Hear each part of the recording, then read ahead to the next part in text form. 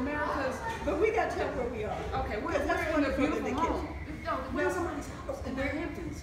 For the annual fundraiser. For the annual fundraiser for the United Negro College Fund. And she was the great MC. You did a great job. You made us laugh. You kept right there. The only mistake you made was not setting people up. Yeah. But it's not my house. See, if it's my house, you understand? Like I can't tell. You're just not old enough yet, girl. When you get to be my age, you don't care whose house it is. If black one's you got to live with them. I tell you, I have no problem. We're talking.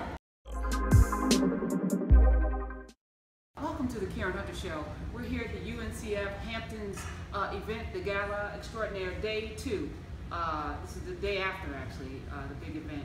And I'm sitting here with the fabulous, wonderful Miss Cathy Hughes, who has graced us again. I mean, last night, Lord have mercy, at the event, your speech tore down the house. But more importantly, I want you to talk a little bit about legacy and the vision that you have for the future of black media, black-owned media. So this is going to be a 10-part series, right? Would you do that? Because we need one. We need a whole town hall. So what part of that question do you want me to take first? What do I future black media, what do you see? I think that we're going to have to stop resting on our laurels. Technology has changed everything. You still have very few opportunities for millennials. The millennials, I think, are the future of the communications industry.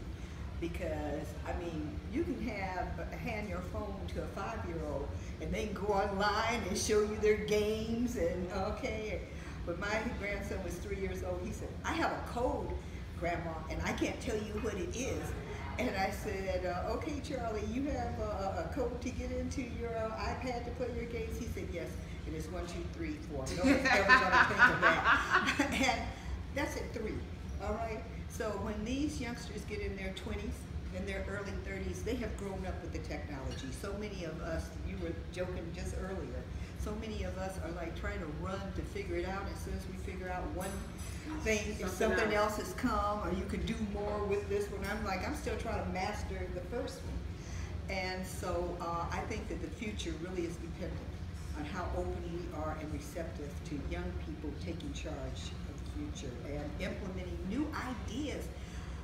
So many of us, I mean, it doesn't matter. It can be cable, television, radio, satellite. It doesn't matter. We're still using the same business plan, the same game plan but that's being used when you and I came in. Okay.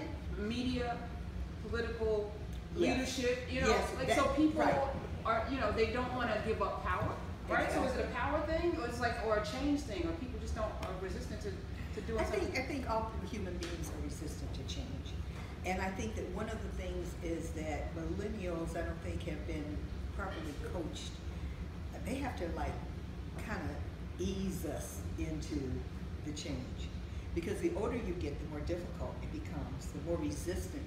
Nobody wants to feel like they're dumb. And so many of us, past the age of 40, feel dumb when it comes to technology. Why are you so easy to say, okay, let's do this, let's do that, let's try this, let's try that? Because I went to the College of Hard Knocks. After you bang your head, you know what I'm talking about, girl.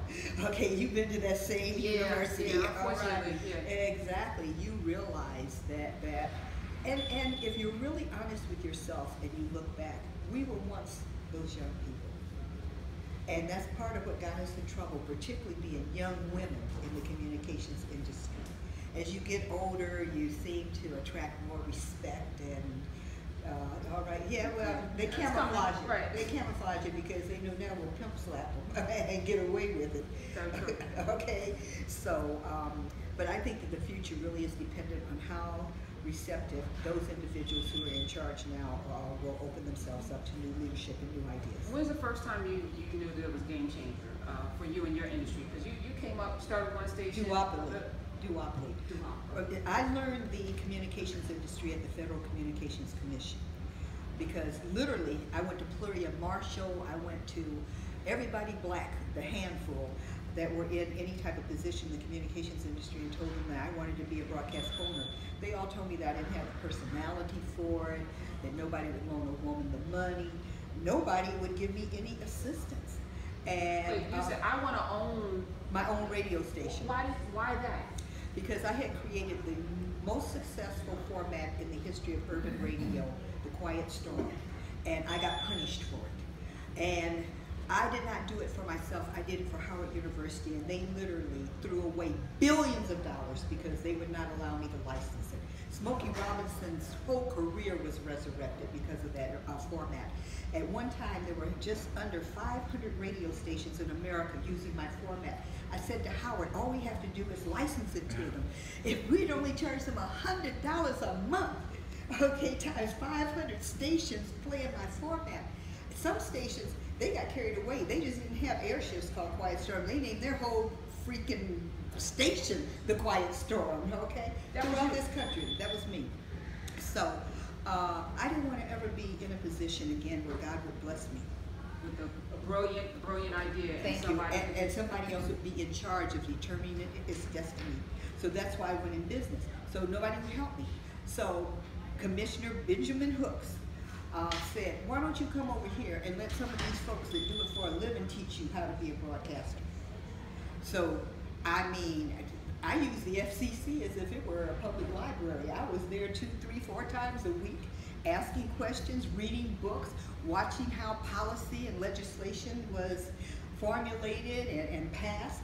That's why, thank God, never once in my almost 36 years of being a broadcast entrepreneur have I ever had an FCC violation. I had a sanction once when I endorsed Eleanor Holmes Norton for her first run for the Congress, because I endorsed her, didn't give other folks equal time. Right. And I knew that I was going to get in trouble, but it was well worth it. She has served incredibly and still is fighting for statehood for us in the district. But anyway, that's where I learned. So I knew the duopoly was coming. So I tried to be, you know, the messenger. I tried to sound the clarion horn and say, listen, okay, it's getting ready to change. They're getting ready to allow broadcasters to consolidate. The window of opportunity for black ownership is getting ready to shrink and may even close as it has in recent years, because now you can't get a bank to finance a standalone AM and FM anywhere. If you're not a group, they're not going to loan you any money, okay? And it fell on deaf ears. I mean, I never look like Chicken Little to them. I look like Chicken Little. The sky's cry. I look like Chicken Little to them. I mean, I literally had broadcasters, males, say to me, well, why don't you, if you know so much, why don't you run your company and let us run ours? So that's what I did. I said, good advice, guys. Good advice. Look at her now. Okay. How y'all like her now? Good advice. And where are they right now, Miss Cathy Hughes? Yeah. Okay. So to be, you know, to have that kind of vision, you know, it puts you in a position where you do feel crazy sometimes, or even if you know you're not, even if you know you're not. I feel they're crazy. They don't want to save their company. They don't want to save their industry, because, like I said, one of the realities was, if this wasn't, I wasn't getting this second or third hand. I'm at the FCC trying to learn how to do my job. When Dr. James Cheek allowed me to become the first woman Vice President and General Manager of a communications outlet in the nation's capital, I don't know if anybody else figured it out, but I figured it out. I was like, whoa, all right, the door of opportunity was just kicked in for me. All right, right now it's all on me. Okay, I can't blame anybody for anything that I didn't get done in the communications industry, because someone just literally made it possible for me to soar as high as I. Did they know what they were doing when they did that? I don't think in terms of future growth and development. I think I was the best candidate.